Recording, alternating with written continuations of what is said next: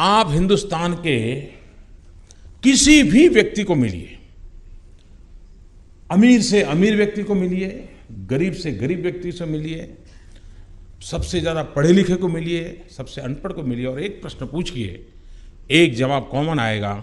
उसके जीवन का मकसद क्या है? बच्चों को अच्छी शिक्षा। किसी को भी पूछा, आप अपने ड्राइवर को पूछिए, भाई क्या क्या सोचते हो? नहीं साहब, बच्चों को अच्छी शिक्षा मिल जाए, मेरी तो जिंदगी ड्राइवरी में पूरी हो गई, उसको मैं कुछ बनाना चाहता हूँ। साहब, मैं कईयों को पूछता हूँ, गरीब व्यक्ति ड्राइवर होगा, लिफ्टमैन होगा, मैं कभी पूछता हूँ, भाई कर्ज वर्ज तो नहीं है ना? तो कहते नहीं साहब, कर्ज है। कर्ज किस बात का है? बच्चों को अच्छी स्कूल में पढ़ने के लिए कर्ज किया उसने। इसका मतलब हुआ कि देश में सबसे ज्यादा मांग अगर किसी की है तो बेस्ट टीचर्स की है। हम इस बेस्ट टीचर निर्माण करने को और सामान्य व्यक्ति को लगे कि भाई टीचर बनना एक बड़ा गौरवपूर्ण काम है और मैं बहुत कुछ कंट्रीब्यूट कर सकता। और किसी टीचर से पढ़ाई करने के लिए आपने स्टूडेंट्स की इतनी भीड़ देखी है?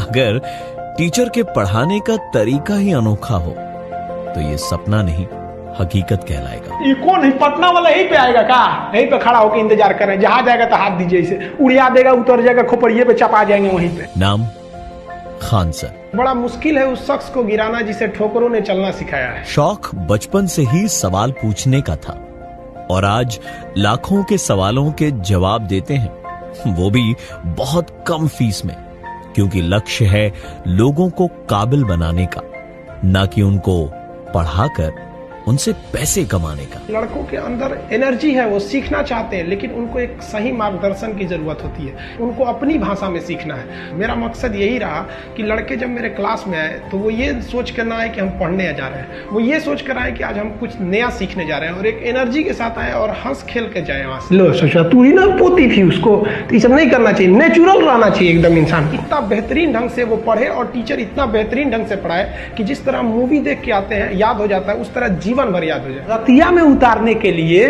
इस पेंटिंग का कोई जरूरत नहीं पड़ेगा, तब वहां पे लाइट जलाना पड़ता है, भुकभुकवा लाइट। चाहते तो शिक्षा को अपनी कमाई का जरिया बनाकर करोड़ों रुपए कमा सकते थे, ऐशो आराम की जिंदगी जी सकते थे, पर इन्होंने जो रास्ता चुना वो मुश्किल जरूर है, पर वो मुश्किल रास्ते ही अक्सर इंसान को कामयाबी की ओर ले जाते हैं। जो लोग हमें करोड़ों रुपए में खरीद सकते हैं, तो फिर वो कहीं ना कहीं स्टूडेंट से ही फीस लेंगे।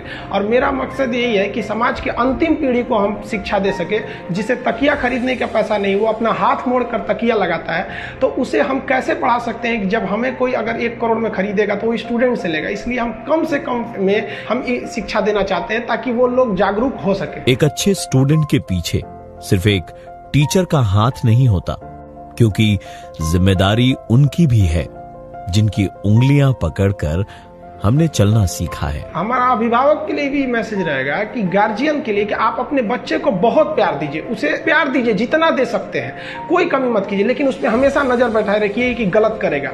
यही नजर एक दिन उसको पूरी दुनिया के आगे खड़ा करेगा। खान सर जैसे लोग हैं जिन्होंने गरीबी को बहुत करीब से देखा, इसलिए गरीबी को हराने का सबसे बड़ा हथियार अपना लिया, यानी शिक्षा। और अब उसी हथियार से वो तैयार करना चाहते हैं एक ऐसा भारत जो पढ़ने के लिए नहीं बल्कि समझने के लिए पढ़ना चाहता है, सिखाने के साथ साथ खुद सीखना भी चाहता है।